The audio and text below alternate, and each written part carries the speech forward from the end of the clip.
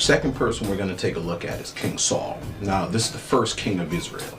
Here is a person that he didn't necessarily appear to want to be king initially. He became king, and you know what power does? It corrupts people's minds oftentimes, and he got to a point where he couldn't really be instructed by the prophet of Israel, Samuel. He goes to this witch. His objective is to conjure up the spirit of the dead, Samuel, so that he can receive some instruction on what to do with these Philistines.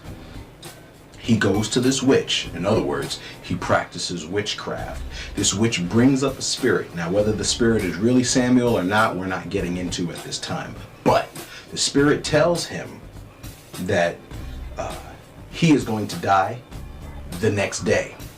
Now, one thing I want to note is that evil spirits constantly plagued Saul to the point of depression.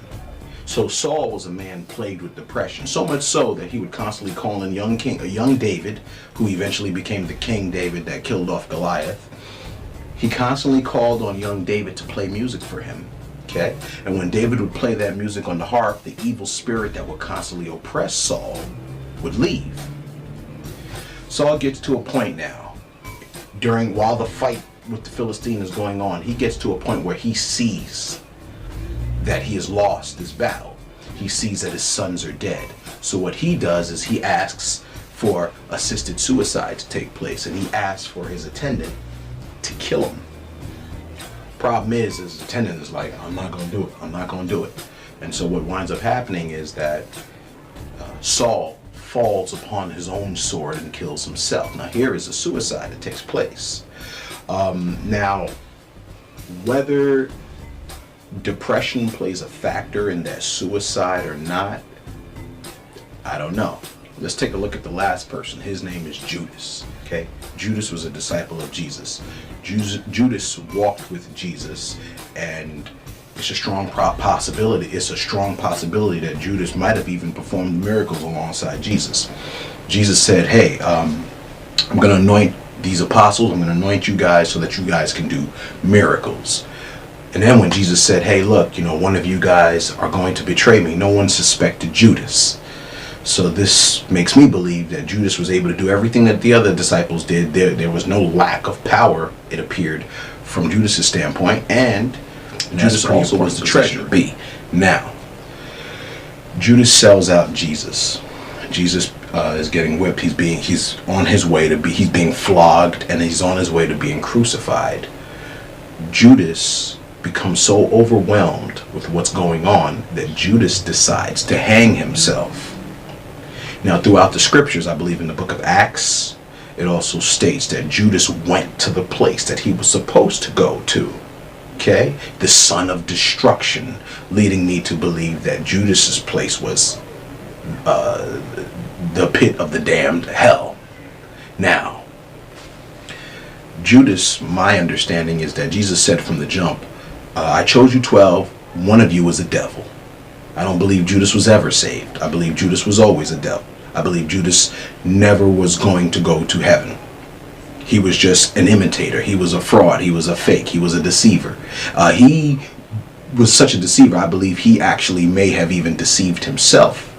I don't think he even knew, but I don't think that he wasn't fully loving Jesus the way that a Christian should love Jesus. So with these three suicides, we see that of the three, one of them may have been a depression. One may have been the one who happened to struggle from depression. We can't really tell what the eternal state of that individual is. Samson asked God to empower him before he did what he did, causing his suicide. I would go so far as to liken that to an accidental suicide, potentially. Or maybe he knew that it was going to result in his death, just like certain people know that doing certain actions, maybe defending certain people or defending certain nations, soldiers going out, police officers going out, firefighters rushing in. All these individuals are doing something that they know is going to result most likely in certain death. I don't think that those people are being are held to the standard of you guys are going to go to hell. Now, this opens up a whole nother concept. Whether these people are Christians or whether these people are followers of God or not. Now, Samson, I believe, was a follower of God. So I believe that his death was the result of specific actions that resulted in his death. I think it's possible for us to be able to do things that get to a point where a cup is filled up and the destruction takes place. In Matthew chapter 23, Jesus states that it's possible for certain people to fill up this cup. And also in Genesis, it says that the Amorites' cup was not filled up yet. So I believe that there is a point in which this cup is filled up and wrath overflows, causing destruction of a person. All right. Now, it's possible also, according to Corinthians chapter 5, that a person's body can be destroyed for the salvation of their soul. And this might be a situation with Samson as well. Now, King Saul, because he suffered with depression, oftentimes one is unsure as to what his mental state may have been. And I do believe that when people commit suicide under that situation, that it's possible that God takes that into consideration if they were suffering from some form of depression. Now, that is considering if that person is a Christian or if that person is a believer in God, right? In this day and age, that's the same thing. Now, when you're dealing with an individual like Judas, who was never born again to begin with, he never had a relationship with God to begin with.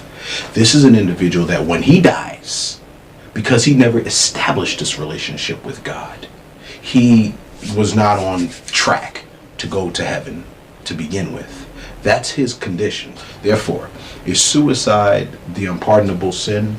My understanding is that it is not the unpardonable sin. However, if a person commits suicide and they're not Christian, it's a strong probability that they have ended their life. And if they're not a Christian, then they never had a relationship with God. They never wanted a relationship with God. And God is not going to force them into his heaven against their will.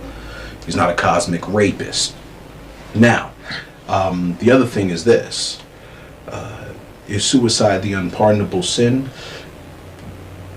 If a person commits suicide, there's a strong probability that they may not be Christian. Strong probability.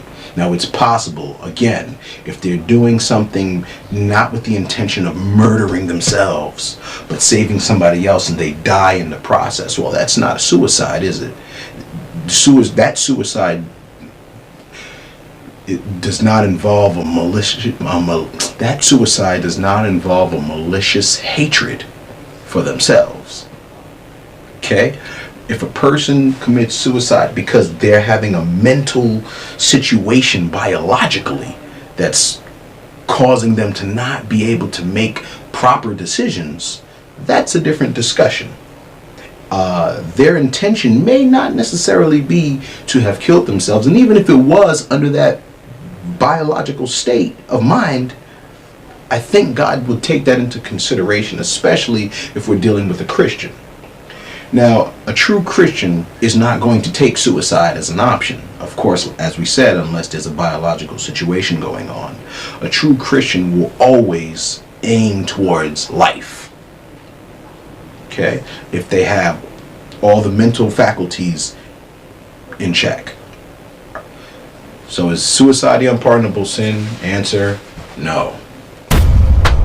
This is What the Heck. Comment. Please comment, so we can have a little bit of discussion at the bottom, and subscribe. Take it easy.